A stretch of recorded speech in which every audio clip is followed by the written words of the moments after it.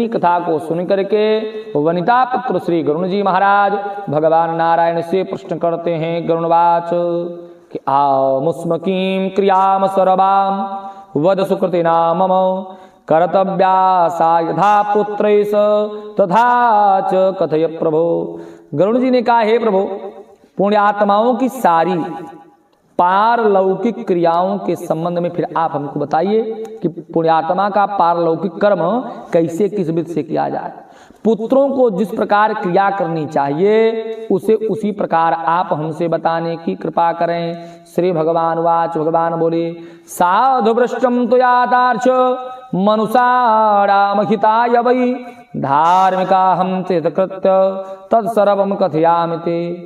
सुकृति वार्धके दृष्ट्वा शरीरं व्याधि संयुतम प्रतिकूलान् ग्रहांश्चैव प्राणघोषस्य चाश्रुतम तदा स्वामरणं ज्ञात्वा निर्भया स्यात् इन्द्रतः अज्ञात ज्ञात पापानां प्रायश्चित्तं समाचरेत। श्री भगवान बोले कि हे गरुण, मनुष्यों के हित की दृष्टि से आपने बड़ी उत्तम बात पूछी है। धार्मिक मनुष्यों के लिए करने योग्य जो कर्म हैं, हे गरुण, मैं वह आपको बताता हूं। पुण्यात्मा व्यक्ति वृद्धावस्था के प्राप्त होने पर अपने शरीर को जब रोगों से ग्रसित पावे, ग्रहादिक विपरीत हो चुके हों, कानों में उंगली देने से शब्द न सुनाई पड़ता हो, तो विचार कर निश्चित जान लेना चाहिए कि 6 मास के भीतर मृत्यु है। जैसे मान लीजिए हमने ट्राई किया, हमको आज पता लगा और 6 महीने कल ही पूरा हो रहा हो तब। इसलिए जैसे आपको पता लगे, यदा स्याद आतुरः कालस, जिस समय आपको अपना आतुर काल मरण के समय का बोध हो, ज्ञान हो, तदा स्नानम समारभेत, उसी समय स्नान कर लेना चाहिए। और करें क्या? पूजनम कारेद विष्णु शालग्राम स्वरूपिणः, और भगवान शालग्राम स्वरूप विष्णु की पूजा करनी चाहिए। कैसे करें? तो अर्चेत गंध पुष्पैश्च कुंकुमैश्च तुलसी दलैः धूपैर दीपैश्च नैवेद्यैर बहुभिर्मोदकादिभिः। भगवान का पूजन अर्चन गंध पुष्प कुंकुम तुलसी दल धूप दीप नैवेद्य लड्डू मालपुआ आदि से बड़ा सुंदर ढंग से भगवान का पूजन संपन्न करें।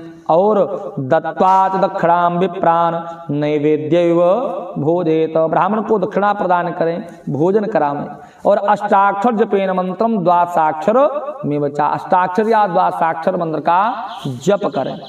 अस्मरणेत शृणुयाच्चैव विष्णुर्नाम शिवस्य च हरेर्नाम हरेत पापम नृणाम श्रवण गोचरम। भगवान विष्णु और शिव नाम का स्मरण करें और सुने। भगवान का नाम कानों से सुनाई पड़ने पर वह मनुष्य के पाप को नष्ट कर देता है।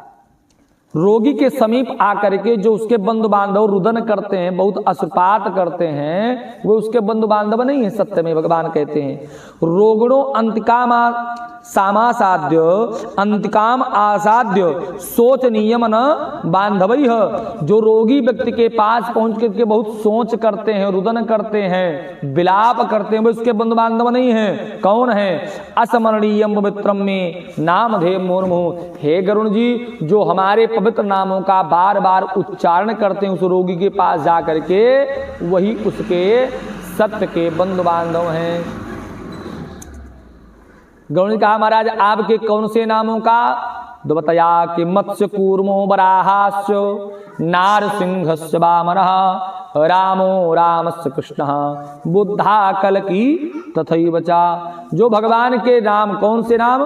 बताया कि मत्स्य, कूर्म, वराह, नरसिंह, वामन, परशुराम, राम, कृष्ण, बुद्ध, कलकी, इन दशावतार में से किसी एक नाम का भी जो कीर्तन करते हैं वही उसके बंधु बांधव हैं। एतानि 10 नामानि असमर्तव्यानि सदा बुधैहि। जो बुद्धिमान जन है वो भगवान के इन 10 नामों का निरंतर ध्यान और उच्चारण करते रहते हैं। तस्य भस्मी भवन्त्यासु महापातक कोटया कुहड़ेत मंगलम नाम यस्य वाची प्रवृत्ते। जो भगवान कुहड़ के मंगलमय नाम का उच्चारण करते हैं उनके महापातक कोट का पर्यंत के पाप जो होते हैं ना वह भस्म हो जाते हैं। क्योंकि बताया कि म्रियमाणो हरेर नाम गणन पुत्रोपचारितम अजामिलो अवज्ञाधाम किम पुनः श्रद्धया गणन। म्रियमाण हरेर नाम गणन पुत्रोपचारितम।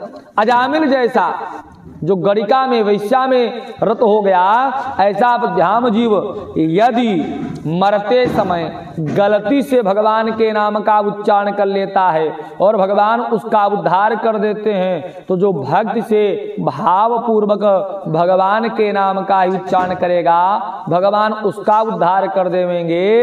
इसमें क्या आश्चर्य करना। क्यों? क्योंकि भगवान के नाम का महात्म्य ही ऐसा है, भगवान के नाम की शक्ति ही ऐसी है। हरि हरति पापानि दुष्ट चित्तैरपि असमर्थः। भगवान हरि जीव के पापों का हरण कर देते हैं, चाहे कोई दुष्ट स्वभाव से ही भगवान का नाम क्यों न ले रहा हो। भगवान का नाम अग्नि के समान है। जैसे आग जल रही है और उस पर आपकी इच्छा हाथ रखने की है तब और गलती से हाथ पड़ जाए तब दोनों अवस्थाओं में हाथ क्या होगा? जल जाएगा। ऐसे भाय कुम्हाय अनख आलस हूं और नाम जपत मंगल दिशि दस हूं। चाहे भाव से चाहे बिना भाव के, चाहे योग की मुद्रा में बैठ करके चैतन्य हो करके और चाहे चरपैया पर पड़े पड़े जो भगवान के नाम का कीर्तन करते हैं, उच्चारण करते हैं, स्मरण करते हैं, मनन करते हैं, निश्चित में उनका मंगल ही होता है। हरेर नामी यह शक्ति पाप निर्हरणे दुज तावत कर्तुम समर्थो ना पातकम पातकी जन। भगवान हरि के नाम में पाप के हरण करने की इतनी सामर्थ्य है, इतनी शक्ति है कि एक पापी जीव अपने जीवन पर्यंत उतना पातक कर्म कर ही नहीं सकता है। भगवान कहते गरुण जी नाम की शक्ति इतनी है कि एक बार किंग करेभ्यो यमाह प्राह ना नयध्वम नास्तिकम जन्म नैव आनंद भोदूत हरिनाम अस्मरण नरम। स्वयं यमराज ने इस भगवान के नाम के महात्म की, नाम के शक्ति के महात्म का वर्णन किया अपने दूतों के सामने। बोलो गदाधर भगवान की। इस पवित्र नाम का महात्म्य अपने दूतों को बताया। कब बताया? जब अजामिल मृत्यु अवस्था को प्राप्त हो गया और उसको ले जाने के लिए यमराज के बड़े भयंकर दो दूत आ गए। तो भयंकर दूतों को देख करके भयभीत होकर के वह अजामिल अपने सबसे छोटे पुत्र नारायण को पुकारने लगा, नारायण पुत्र मेरी रक्षा करो, नारायण मेरी रक्षा करो। इतना बोला ही था कि इतने में भगवान के पार्षद आ गए। भगवान के पार्षदों को जैसे ही यमराज दूतों ने देखा, कहा भैया आप लोग कौन? तो कहा हम भगवान के पार्षद हैं। यहाँ पर क्यों आए हो? यहाँ पर आए हैं इसकी रक्षा करने के लिए। आप दोनों कौन? कहा हम यमराज के गण हैं, इसने जीवन में पाप कर्म ही किया इसलिए इसको हम ले जाने के लिए आए हैं। भगवान के पार्षदों ने बताया कि महाराज इसने जीवन पर्यंत पाप किया, आप इसको नहीं ले जा सकते हैं। तो भगवान के पार्षदों ने कहा इसने अभी भी हमारे भगवान का नाम लिया है इसलिए अब इसको आप नहीं ले जा सकते। कहा नहीं आपके भगवान को नहीं बुला रहा था ये, फिर किसको? कहा ये तो अपने पुत्र नारायण को बुला रहा था। भगवान के पार्षदों ने कहा भैया एक बात बताओ, इसके बेटे का नाम पहले नारायण था कि हमारे प्रभु का? हमारे प्रभु का तो अनादिकाल से यही नाम है। इतना कहने पर भी जब यमराज के दूत नहीं माने तो भगवान के पार्षदों ने धक्का दे करके उनको भगा दिया। और पार्षद जब यमलोक की पुरी में पहुंचे तो दंड और पास वो जो रस्सी होती है ना उसको फेंक दिया। यमराज सामने कहा महाराज कहाँ फेंक दिए? मार खा करके लौटना पड़ा। यमराज ने कहा क्या हुआ? कहा वहां पर भगवान के पार्षद आ गए थे और उन्होंने बताया कि इसने नारायण शब्द का उच्चारण कर दिया इसलिए आप इसको नहीं लिया। कहा सावधान, यहाँ पर ये नाम भी मत लो। जोर से कहा क्यों? क्योंकि नहीं दुकानें बंद हो जाएगी, यहाँ से और जो हैं वो भी निकल जाएंगे। तो कहा महाराज कौन कौन किसको लाना है किसको नहीं लाना है कुछ आप हमको बता दीजिए। तो यमराज ने कहा किंग करेभ्यो यमाह प्राह ना यध्वम नास्तिकम जन्म। यमराज अपने किंकरों के एकांत में ले जा करके बताते हैं कि यहाँ पर नास्तिक जनों को लेकर के आना। नैव आनंद भो दूतो हरिनाम स्मरण नरम। हे दूतों, जो भगवान हरि के नाम का स्मरण करते हो उनको यहाँ पर मत ले आइएगा। तो कहा महाराज भगवान के कौन से नामों का उच्चारण करने वालों को नहीं लाना है? तो यमराज बताते हैं कि अच्युतम केशवम राम नारायणम कृष्ण दामोदरम वासुदेवम हरिम श्रीधरम माधवम गोपिका वल्लभम जानकी नायकम राम चंद्रम भजे। जो कहें कि हे अच्युत, हे केशव, हे राम, हे नारायण, हे कृष्ण, हे दामोदर, वासुदेव, हरि, श्रीधर, माधव, गोपिका वल्लभ, जानकी नायक, सीतापति रामचंद्र, हम आपकी शरण को ग्रहण करते, इनको मत लाना। और किनको नहीं लाना है? जो कहे कमल नयन वासुदेव विष्णु धरणी धराच्युत संग चक्र पाणे भवशरणम इतिरियंती ए वै त्यज भट दूर तरेण। जो कहें कि हे कमल नयन वासुदेव विष्णु धरणीधर शंख चक्र गदा और कमल के पुष्प को धारण करने वाले परमात्मा, हम आपकी शरणागति ग्रहण करते हैं, इनको दूर से ही त्याग देना है, लाना ही नहीं है। कहा महाराज लावे किनको, वह बताइए। तो यमराज बताते हैं कि उनको लाना। तान आन यद्वमसतो कृत विष्णु कृत्यान कृत विष्णु तान आन यद्वमसतो विमुखान मुकुंद पादार बिंद मकरंद साद सृजम अनिष्किंचने परमहंस कुरेर दुष्ट्याद गृहे निरवर्तमन बद्ध तृष्णान। ऐसे जनों को पकड़ करके ले आना है जो भगवान मुकुंद के पादार बिंद की सेवा से विमुख रहते हों। और मुकुंद भगवान कौन, उनका स्वभाव कैसा है? तो ता निष्किंचनी परमहंस कुरेर दुष्ट्याद। जो निष्किंचनियों को, जैसे हम अपने घर पर पूजा करते हैं तो अगरबत्ती धूप बत्ती अगियार हवन कुछ न कुछ करते हैं, भगवान को लड्डू मालपुआ खीर जो होती उसका भोग लगाते हैं ना। लेकिन जो निष्किंचन हिमालय के तलहटी में रहने वाले बाबा जी कौन से लड्डू मालपुआ भोग लगाते हैं? लेकिन भगवान उनको क्या पद प्रदान करते हैं? परमहंस धुरंधरम। परमहंस एक ऐसा पद है, जैसे भारत में सबसे बड़ा पद किसका है? राष्ट्रपति का। ऐसे सनातन में सबसे बड़ा पद परमहंस का है, जो भगवान से भी श्रेष्ठ माना जाता है। जो भगवान मुकुंद निष्किंचनियों के द्वारा सेवित होकर के, उनसे प्रसन्न होकर के उनको परमहंस का पद प्रदान कर देते हैं, केवल सेवा भाव मात्र से ही प्रसन्न होकर के मुग्ध होकर के, ऐसे निष्किंचनियों के द्वारा सेवित होने वाले भगवान मुकुंद के पादार विंद की सेवा से जो व्यक्ति विमुख रहता हो उसको यहाँ पर पकड़ करके ले आइएगा। और किनको लाइएगा? जिह्वा नवक्त भगवत गुणनाम ध्येयम ते तस्चन अस्मरति तच्चरणारविंदम कृष्णाय नो नमति यक्षर एकदापि तान आनयध्वमसतो कृत विष्णु कृत्यान। जिनकी जिह्वा भगवान के गुण नाम का कीर्तन करती हो, जिनका चित्त भगवान के चरणारविंद का स्मरण करता हो, जिनके हाथ भगवान की सेवा न करते हो, जिनके पैर तीर्थ यात्रा न चाहते हो, जिनके नेत्र भगवान का दर्शन करते हो, ऐसे जनों को पकड़ करके ले आइएगा। इसलिए भगवान कहते हैं तस्मात् संकीर्तनम विष्णुर जगन मंगल कारकम। तस्मात् संकीर्तनम विष्णुर जगन मंगल कारकम महताम पक्षेन्द्र विद्धि कांतिक निष्कृतम। जिनकी भगवान कहते हैं कि इसलिए इस संसार में भगवान विष्णु का एकमात्र कीर्तन ही परम मंगल कारक परम कल्याण कारक है, इसे भगवान के नाम का कीर्तन किया जाए। इस अध्याय को हम आप पुनः रिवाइज करें।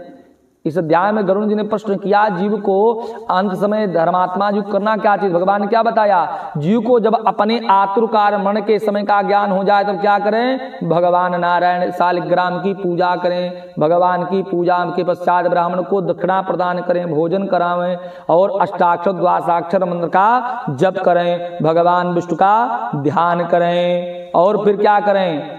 अपने अज्ञात अवस्था के किए गए पाप कर्म का प्रायश्चित करना चाहिए। लेकिन अब भगवान कहते प्रायश्चित्यान चीड़ानी नारायण परांगमुखम ना निष्पुनंती दुर्बद्धम सुरा कुंभो विभागाः। अपने पाप कर्मों का प्रायश्चित करें, लेकिन प्रायश्चित भगवान के संयोग में रह करके करना चाहिए। भगवान से पृथक होकर के अलग होकर के पाप कर्म का प्रायश्चित हम करते हैं तो वह अपनी पूर्णता को प्राप्त होने वाला नहीं है। तो कैसे? जैसे किसी एक बड़े से बर्तन में एक बिंदु गंगा जल हम आप डाल दे हुए, एक बिंदु मात्र, और बाकी जल भर दे हुए, तो उसको हम आप क्या कहेंगे? उसको हम आप बाकी पूरे जल को भी जो एक बिंदु मात्र जल में मिला है उसको गंगा जल ही कहा जाएगा। जबकि बर्तन में केवल एक बिंदु गंगा जल था, बाकी जल था, लेकिन उसको हम क्या कहेंगे? गंगा जल। उसके दर्शन से, स्पर्श से, पान से और मज्जन करने से गंगा जी के दर्शन, स्पर्श, पान और मज्जन का ही फल प्राप्त होगा ना। लेकिन किसी एक बर्तन में आधा पात्र हम आप मदिरा भर देवें और आधा पात्र गंगा जल डाल देवें और उसका हम सेवन करें तो हमारी इंद्रियों में विकार उत्पन्न होगा। इसलिए जीव को यदि अपने पाप कर्म का प्रायश्चित करना है तो भगवान के संयोग में रह करके ही पाप कर्म का प्रायश्चित संभव है। भगवान से विमुख होकर के यदि हम किसी कर्म का प्रायश्चित करते हैं तो वो अपनी परिपूर्णता को प्राप्त होने वाला नहीं है। कृष्ण नामना नरकम पश्यन्ति गतकल्पसाः एवं च तद्भटास्यैव स्वप्ने पीन कदाचन। भगवान कृष्ण के मंगलमय नाम का, भगवान कृष्ण के नाम का जो कीर्तन करता है, भगवान का जो दर्शन करता रहता है, उसको स्वप्न में भी यमराज और यमराज के दूतों का भय नहीं होता तो प्रत्यक्ष में कहां से होगा? वो व्यक्ति मांस और रुधिर युक्त काया रूप वैतरणी नदी के दुख का उपभोग भी नहीं करता है। अतः अस्मरे नमः विष्णुर नाम पाप अमोघ नाशनम। इसलिए भगवान विष्णु के पवित्र नाम का जो अमोघ पाप को दूर करने की सामर्थ्य करता है, वो भगवान के नाम का आश्रय हमको ग्रहण करना चाहिए। और फिर क्या करें? गीता सहस्रनामानि पठेदवा सुनयादपि। गीता का पाठ करें, सहस्र नाम का पाठ करें, अथवा किसी के द्वारा पाठ करावें, स्वयं श्रवण करें। एकादशी व्रतम गीता गंगाम तुलसी दलम विष्णु पादाम्बुनामानि मरणे मुक्तिदानि चा। एकादशी का व्रत, गीता, गंगा जल, तुलसी दल, भगवान विष्णु का पादोदक, ये सब मरने वाले जीव को मुक्ति प्रदान के कारक बनते हैं, मुक्ति प्रदान करने वाले हो जाते हैं। अन्ते जनो यददाति स्वल्पम वायद बहु तक्षयम भवेताशम यद पुत्रास्य अनुमोदते है। इसलिए भगवान कहते हैं पाप के समूह को नष्ट करने के लिए महाविष्णु का स्मरण करना चाहिए। इसके बाद घृत और सुवर्ण सहित अन्नदान का संकल्प करें। श्रोत्रिय द्विज यानी वेद पाठी ब्राह्मण को सबस्सा गौ का दान करें। हे तार्क्ष, जो मनुष्य अंत समय में थोड़ा या बहुत उसकी जैसी सामर्थ्य शक्ति है उसके अनुसार दान करता है और पुत्र उसका अनुमोदन करता है, ये बात हमको स्मरण करनी है कि पुत्र उस दान का अनुमोदन भी कराए तो उस दान के द्वारा जीव को अक्षय फल की प्राप्ति होती है। और अंत काले सुपुत्र सर्वदानान दापयेत एतदर्थम सुते लोके प्रार्थन को बदे। और अंत काल में यदि सत्पुत्र होता है तो अनेक प्रकार के दानादि कर्म करता भी है। अच्छा, इसी दिन के लिए हम संसार में पुत्र की कामना करते भी है, नहीं तो खाएंगे पिएंगे मर जाएंगे, बेटा बेटी क्या करेंगे? पुत्र की आवश्यकता यही है कि वृद्धावस्था में सेवा करेगा, मरने के बाद दान और श्राद्ध पिंडदान आदि कर्म करेगा, जिसके द्वारा जीव को सद्गति की प्राप्ति होती है। तो साधदाद सत्पुत्रो यावत् जीवत्सुचिरम अधिवाहस्तुतन मार्गे दुखम न लभते यतः। सतपुत्र के द्वारा दिए गए दान से जब तक उसका पिता जीवित हो तब तक और फिर मृत्यु के अनंतर अतिवाहिक शरीर से परलोक के मार्ग में वो दुख नहीं प्राप्त करता है।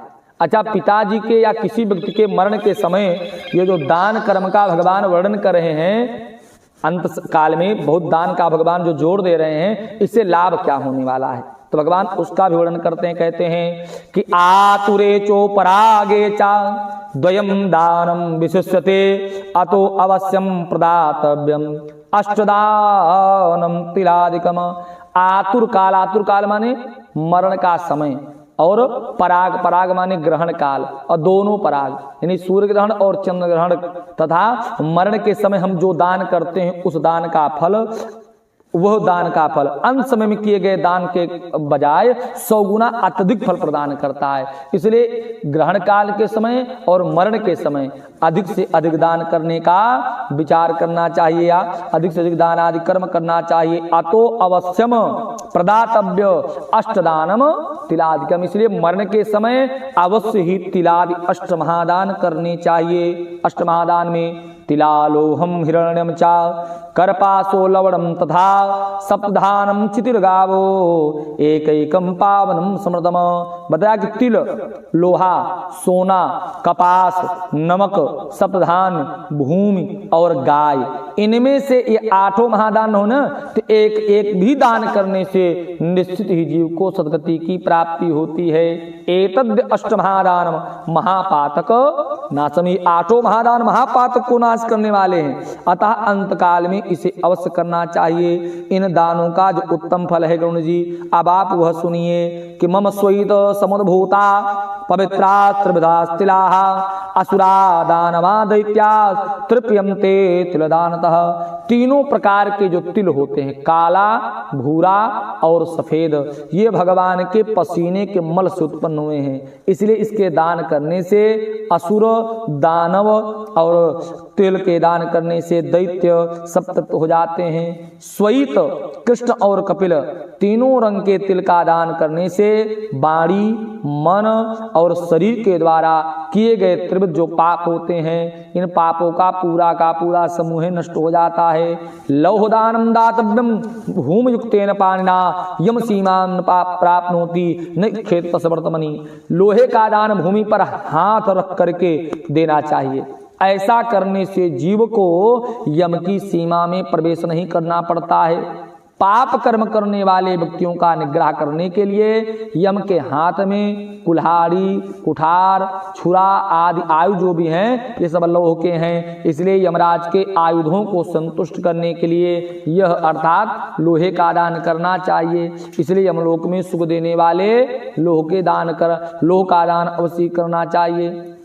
क्यों? क्योंकि बताया उरण, श्याम सूत्र, संडा मर्क, उदंबर, शेषंबल आदि ये जो यमराज के दूत हैं, ये सब लौहदान से सुख प्रदान करने वाले हो जाते हैं। अब भगवान कहते कि हे गरुण, परम गोपनीय और दानों में उत्तम दान उसको सुनो जिसके देने से पृथ्वी, अंतरिक्ष और स्वर्गलोक के निवासी अर्थात मनुष्य, भूत प्रेत और देवगण सब संतुष्ट हो जाते हैं। वो दान कौन सा है?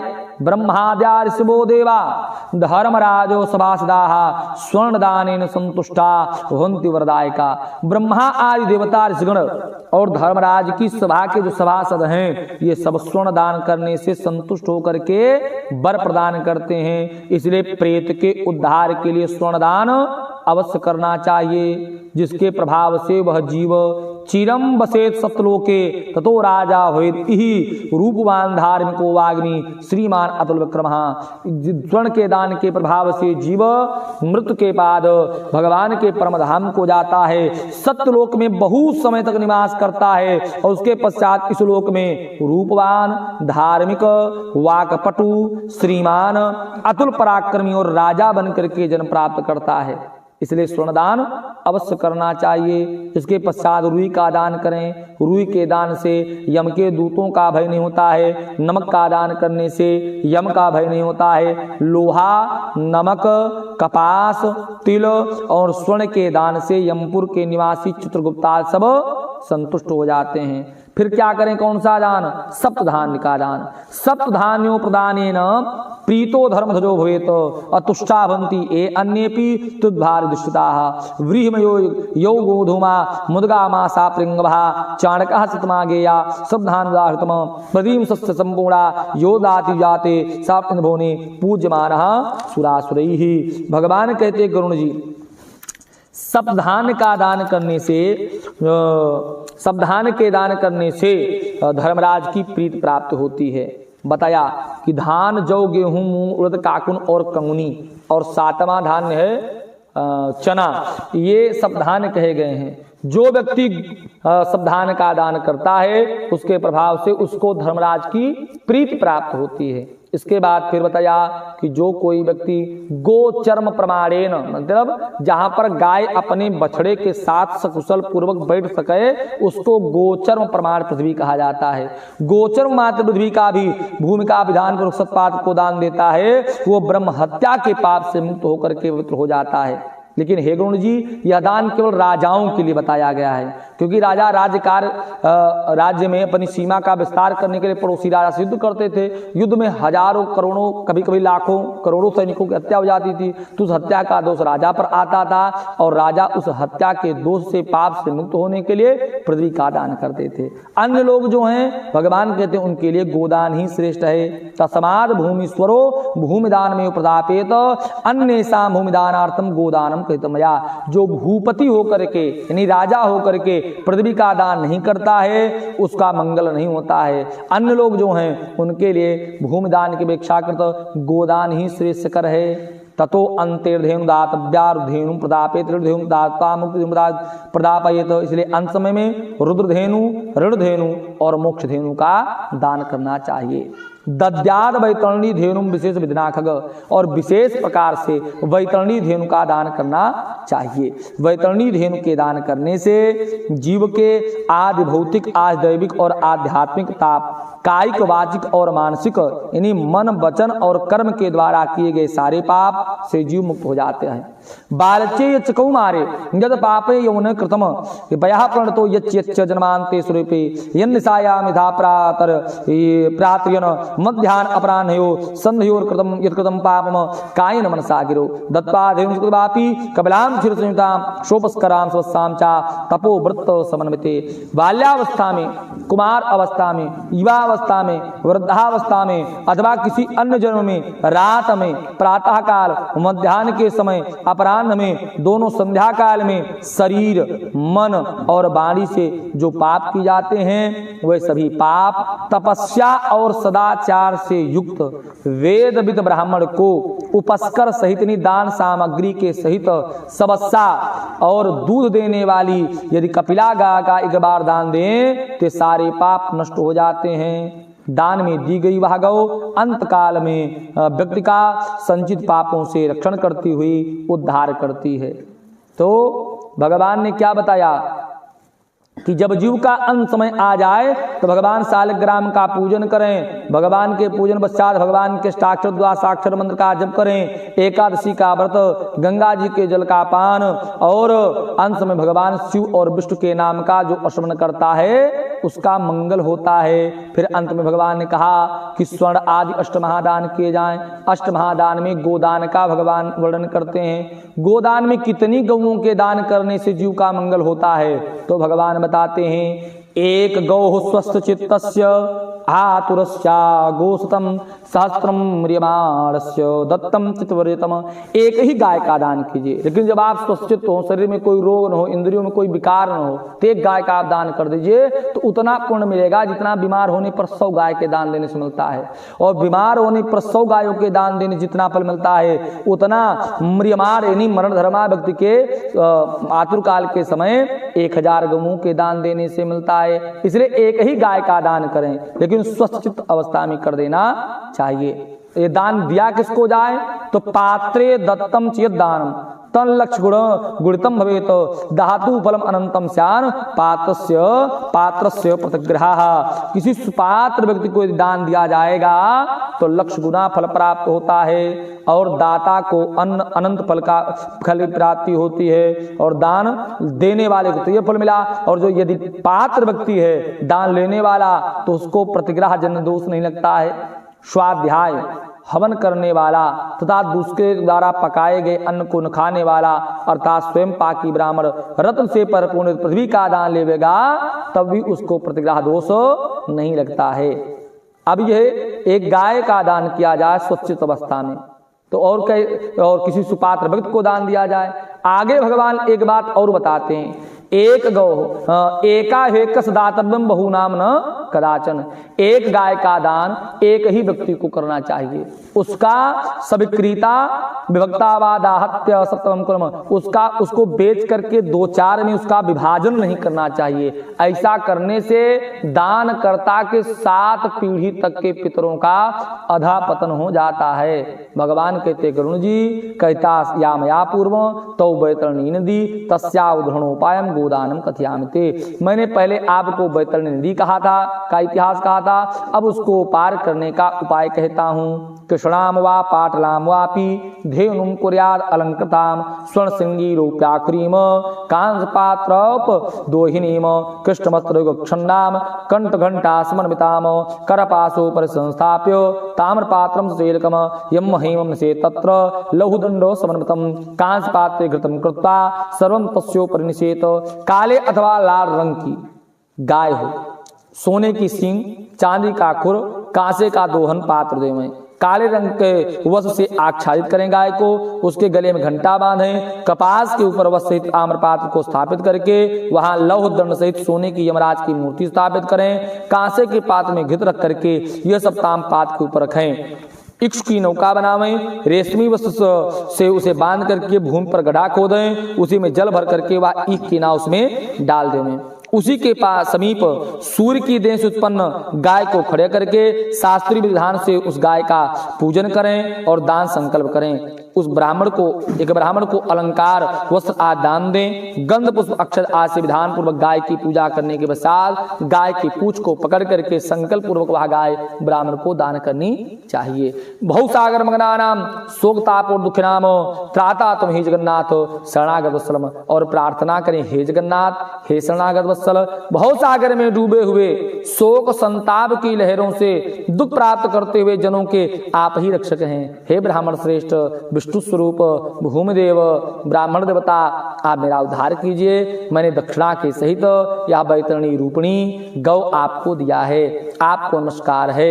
मैं महाभयावह मार्ग में 100 योजन विस्तार वाली उस बैतरणी नदी को पार करने की इच्छा से आपको इस बैतरणी गाय का दान करता हूँ, या आपको यह बैतरणी गाय दान दे रहा हूँ। हे ब्राह्मण देवता, आपको नमस्कार है। यम मार्गे महाघोरे ताम नदीम सत्योजनाम तर्दुकामो ददामेताम तुभ्यं बैतरणी नमः। इतना प्रार्थना करने के बाद फिर गाय से प्रार्थना करें कि धेनुके माम प्रतीक्षस्व यमद्वार महापते उत्तानार्थम देवेशी बैतरणी नमोस्ते। और कि हे धेनुके, आप उस महामार्ग में यदि अपने द्वारा अपने लिए कर रहे हो तो अपने लिए, माताजी पिताजी कर रहे हैं तो उनके निमित्त प्रार्थना करें कि उस मार्ग में आप उनकी प्रतीक्षा करना, और जब वहां पर पहुंचे तो उनको नदी पार करवा दीजिएगा। और गाय से प्रार्थना करें, गाँवों में अग्रता संतु, गाँवों में संतुष्टता, गाँवों में हृदय संतु गवाम मध्यवसाम। गाय हमारे आगे हों, गाय हमारे पीछे हों, गाय हमारे हृदय में निवास करें, मैं सदा सर्वदा गौओं की सेवा करता रहूं। इस प्रकार मंत्रों से भली भांति प्रार्थना करके हाथ जोड़ करके गाय और यम की प्रदक्षिणा करके सब कुछ ब्राह्मण को प्रदान कर देना चाहिए।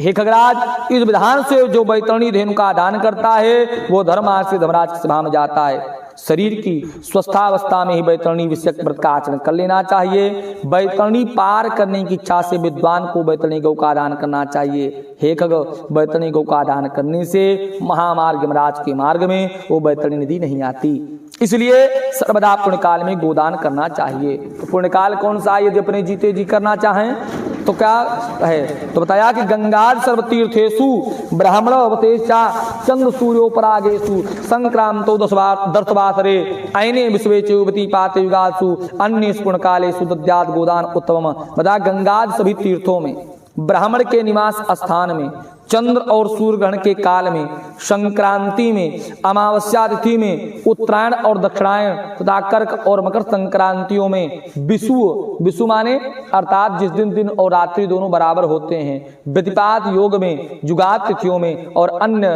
कालों में, अन्य उत्तम पुण्य कालों में गोदान देना चाहिए। अंत में भगवान कहते गरुण जी, सबसे श्रेष्ठ समय वही होता है क्या? यदेव जायते श्रद्धा पात्रम संप्राप्यतेदा सा एव पुण्यकाला स्याद अतः संपत्ति स्त्रहा। जब कभी श्रद्धा उत्पन्न हो जाए, जब कभी श्रद्धा उत्पन्न हो जाए और जब भी दान के लिए कोई सुपात्र व्यक्ति प्राप्त हो जाए, वही दान के लिए सबसे बड़ा पुण्यकाल है। क्यों? क्योंकि स्थिराणि शरीराणि विभो नैव शाश्वतः नित्यम सन्निहितो मृत्यु कर्तव्यो धर्म संचयः। ये शरीर नश्वर है, संपत्ति सदा रहने वाली नहीं है और मृत्यु प्रतिक्षण निकट आती जा रही है। इसलिए धर्म का संचय करना चाहिए। अपनी धन संपत्ति के अनुसार ही किया गया दान जीव को अनंत फल प्रदान करता है। इस महात्मा भगवान ने क्या बताया कि मरण धर्मा प्राणी को अंत समय में भगवान शालिग्राम का पूजन करना चाहिए, भगवान के नाम का कीर्तन करना चाहिए, पाप कर्मों का प्रायश्चित करना चाहिए, तिलादि अष्टमहादान देना चाहिए। दान में भगवान ने 8 दान का वर्णन किया। अब गरुड़ जी भगवान से कहते हैं कि प्रभु दान कितना दिया जाए तब जीव का मंगल होगा। जैसे कोई उसका मानक है तो भगवान बताते हैं कि आत्मवित्त अनुसारेण तत्दानम अनंतकम, अपने वित्त के अनुसार, सामर्थ्य के अनुसार यदि हम दान करते हैं तो अनंत फल प्राप्त होगा। देयम विप्राय विशिष्टात्मा संहिता, यदि अपने कल्याण का आप मार्ग प्रशस्त करना चाहते हैं तो ब्राह्मण को अपने वित्त के अनुसार दान देवें। अल्पेनापि वित्तेन स्वाहस्तेनात्मने कृतम, आप थोड़ा करें कि अधिक करें महत्व इसका नहीं है, आपकी जो सामर्थ्य है वही अधिक है। वही जैसे किसी के लिए 2000 रुपये कोई कीमत नहीं, किसी के लिए 2000 रुपया बहुत होता है। अपनी सामर्थ्य के अनुसार व्यक्ति को दान करना चाहिए। क्यों दान करना चाहिए? क्योंकि यानी दानानि दत्तानि भुवि मानवै, जो दान कर्म पृथ्वी पर मनुष्य करता है यमलोके पथेतानि उत्तिष्ठन्त्या अग्रतः, यमलोक के मार्ग में आगे आगे उसको वही दान का फल प्राप्त होता जाता है। महापुण्य प्रभावेण मानुषम जन्म लभ्यते तद प्राप्यो चरे धर्म स्यात् प्रमाणति, महापुण्य के प्रभाव उसके स्वरूप हमको यह मनुष्य योनि का लाभ प्राप्त हुआ है। इस मनुष्य योनि को प्राप्त करके जो धर्म करता है वह परम गति को प्राप्त होता है। अभिज्ञाय नरो धर्म दुखम आयात याचा मानजम साफल्यम केवलम धर्म सेवनम, धर्म को न जानने के कारण व्यक्ति को संसार में बार बार जन्म लेना पड़ता है। यदि बार बार के जन्म और मरण के चक्कर से मुक्त को प्राप्त करना है तो धर्म का संग्रह कीजिए, धर्म की शरण में चले जाइए। केवल धर्म के सेवन से ही मनुष्य के जीवन की सफलता होती है। क्योंकि बताया कि धन पुत्र कलत्रापि शरीरमपि बांधवा अनित्यम सर्वमेवेदम तस्मात् धर्मं समाचरेत। ये जो धन है, परिवार है, पुत्र है, शरीर है, बंधु बांधव है, ये सब अनित्य है। केवल एकमात्र धर्म ही व्यक्ति का संगी है, साथी, और कोई साथी उसका होने वाला नहीं है। तावत बंधु पिता तावत यावत जीवति मानवा मृता अनंतरम ज्ञात्वा क्षणात् स्नेहो निवर्तते, जब तक हम जीवित हैं तभी तक हमारा जिनसे जो संबंध है मुझके वो हैं, और मरने के बाद क्षण मात्र में सारा स्नेह समाप्त हो जाता है। आत्मयु ही आत्मनो मंदिरति बिंदान मुमुहु जीवन न्यात संचित मृता नाम का प्रदाति, जीवित अवस्था में अपना आत्मा ही अपना बंधु है, ऐसा बार बार विचार करना चाहिए। क्योंकि मरने के अनंतर आपके उद्देश्य से आपको कौन क्या देवेगा इस बात पर विद्वान नहीं मूर्ख व्यक्ति विचार करता है। एवं जानिदम सर्वम स्वाहस्तेनैव दीयतम अनित्यम जीवितम यस्माद् पश्चात् को पिंदासति, ऐसा जान करके अपने हाथ से ही सब कुछ दान करना चाहिए। क्योंकि जीवन अनित्य है, बाद में अर्थात उसकी मृत्यु के पश्चात कोई भी उसके लिए दान देगा कि नहीं देगा इस पर संशय है। अरे इस मृत शरीर को हमारे ही परिवारी जन मृतम शरीरम उत्सृज्य काष्ठ लोष्ट समम चितौ विमुखा बांधवा यान्ति धर्मस्थ मनु गच्छति। इत मृत शरीर को लकड़ी के समान लकड़ी पर रख करके हमारे ही बंधु बांधव राख बना करके वापस घर चले आते हैं। भगवान कहते हैं गृहात दर्था निवर्तन्ते अस्मशानात बांधवा शुभाशुभम कृतम कर्म गच्छन्त मनु गच्छति। अरे यह जो घर है, मकान है, दुकान सब यहीं छूट जाएगा। घर, दुकान, मकान, खेत संपत्ति यहीं छूट जाने वाली है। श्मशान घाट से हमारे बंधु बांधव लौट करके चले आएंगे और चिता पर यह शरीर भी समाप्त हो जाएगा। लेकिन इस शरीर के द्वारा जो उपार्जित किया गया कर्म है वह जीव के साथ जाने वाला है। न कोपी कश्चित बंधु संसारे दुख सागरे आयाति कर्म संबंधाति कर्म क्षये पुनः। इस संसार सागर में कोई किसी का बंधु बांधव, पिता, माता, पुत्र, पत्नी, परिवार नहीं है। कर्म के संबंध से जीव यहाँ पर आता है और कर्म पात्र लेकर के हम यहाँ पर आए हैं। जिसका कर्म पात्र भर जाता है वो पुनः अपने गंतव्य के लिए प्रस्थान कर जाता है। मातृ पितृ भ्रातृ सुत बंधुदाराज संगम प्रपायमेव वो जंतूनाम नद्याम कष्टावुचलाह। बता कि माता पिता पुत्र परिवार जितने भी संबंध हैं ये सब ठीक उसी प्रकार हैं जैसे किसी नदी या नहर में एक साथ बहुत सारे पुआल यानी पैरा बह रहे हैं, एक साथ में बह रहे हैं। एक आगे पीछे हो जाते हैं जब नदी में बहाव आता है, लेकिन कहीं बंधा लगाओ तो सब वहीं पर जा करके रुक जाते हैं। अब बंधा जब खुलता है तो कोई किसी की प्रतीक्षा नहीं करता पुआल के हम तो अभी भी साथ में बंधे थे, साथ में रुके तो साथ में चलेंगे, जो मौका पाता वो भगने लगता है। ऐसे इस संसार सागर में हमारा जन्म हुआ। संसार सागर में जब हम आते हैं तो संसार में हम किसी को नहीं जानते ना, केवल परमात्मा को जानते रहते हैं और हमारा कोई संगी नहीं होता है। लेकिन जैसे हमारा घर में जैसे हमारा जन्म हुआ, यात्रा जैसे प्रारंभ होती है ना, अपशगुनों से ही यात्रा प्रारंभ होती है। छींकना रोना ये दोनों अपशकुन माने गए हैं और जन्मते ही यहाँ पर दोनों क्रियाएं हो जाती हैं। अपशकुन से यात्रा प्रारंभ हुई। यात्रा क्रम में जब हम आगे बढ़े तो बताया गया कि ये आपका मकान है, आपकी माता जी हैं, आपके परिवारजन हैं। थोड़ा सा और जब यात्रा आगे बढ़ी हमारी तो माताजी पिताजी सबके साथ हमारा खूब जीवन, बाबा दादी चाचा इनके साथ चल रहा था। और जब हम जवान हुए तो एक कोई और नया व्यक्ति जिसको हम जानते भी नहीं थे उसका, जिसके साथ हमारा विवाह हुआ। इतना बढ़िया संबंध बन गया कि सारा संबंध उसके सामने फीका पड़ने लगा। अब वो उसके साथ हमारी यात्रा की गाड़ी थोड़ा सा आगे बढ़ी कि पता लगा माताजी या पिताजी में से किसी का संग छूट गया।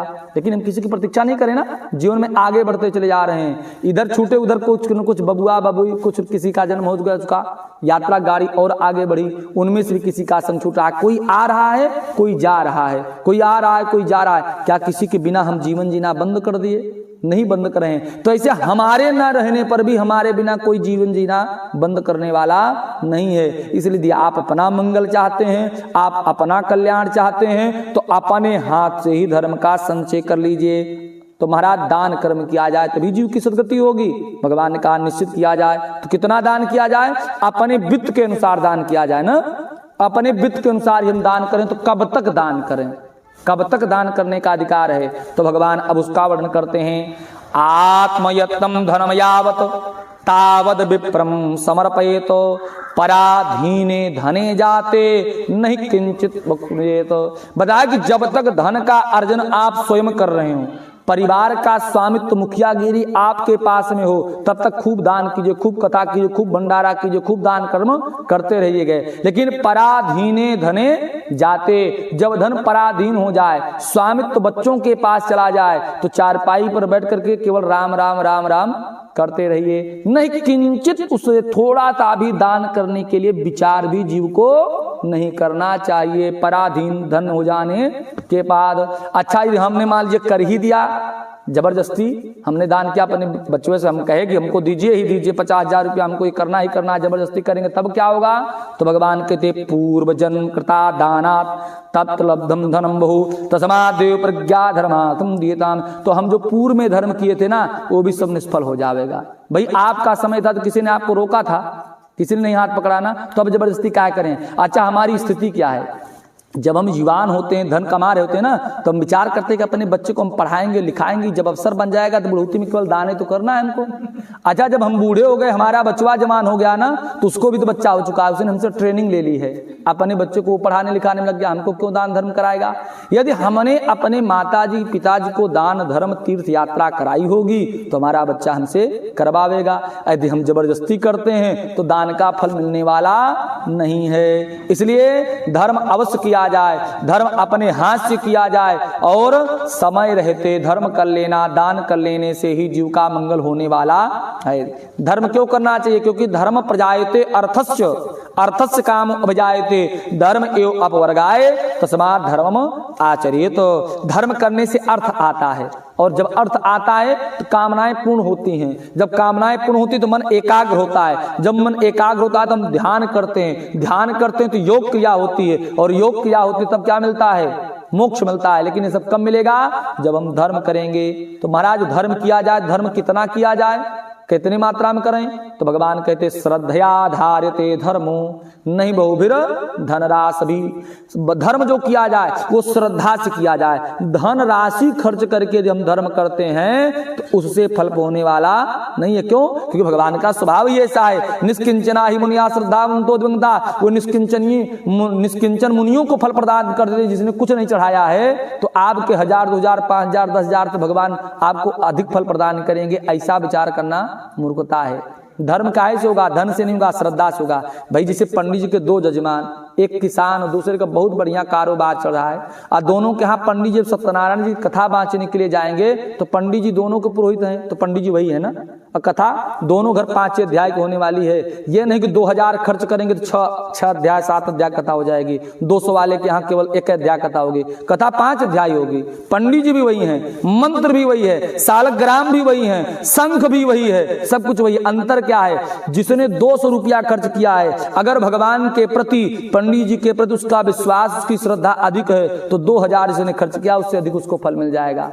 इसने धन व्यय किया, श्रद्धा नहीं है, उसको धर्म की प्राप्ति होने वाली नहीं है, पुण्य की प्राप्ति होने वाली नहीं है। क्यों? क्योंकि भगवान कहते पत्रम पुष्पम फलम तोयम यो में भक्त्या प्रक्षति। हमको जो कोई प्रेम से पत्र पुष्प जल फूल फल कुछ भी प्रदान कर देता है, मैं सब स्वीकार करके और उसी में उसका मंगल कर देता हूं। तो तस्माद अवश्यम दातव्यम तदा दानम विधानता। इसे दान अवश्य करें लेकिन विधान से करें, व्यवस्थित ढंग से करें, समय के अनुसार करें, तभी जीव का मंगल होने वाला है। और धर्मात्मा सपुत्रो देवतेर पूजते दबादान पितरम वात्रम भी। और जो धर्मात्मा पुत्र होते हैं उनकी देवता भी पूजा करते हैं, धर्मात्मा पुत्र होते हैं उनकी देवता पूजा करते हैं, उनको दान करने मात्र से ही अनेकों प्रकार के फल की प्राप्ति स्वतः हो जाती माता और पिताजी के निमित्त।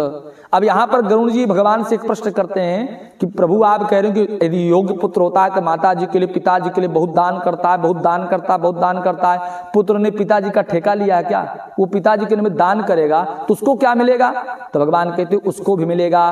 क्या मिलता है बताया कि पित्रोर निमित्तम यद वित्तम पुत्री पात्रे समर्पितम आत्मा पी पवितास्तेन पुत्र पौत्र पौत्र की। जो पुत्र अपने माता या पिता के निमित्त दानादि कर्म करता है, उस दानादि कर्म के प्रभाव से अपने पुत्र पौत्र और प्रपौत्र सहित पवित्र हो जाता है। और भी फल मिलता है। क्या मिलता है?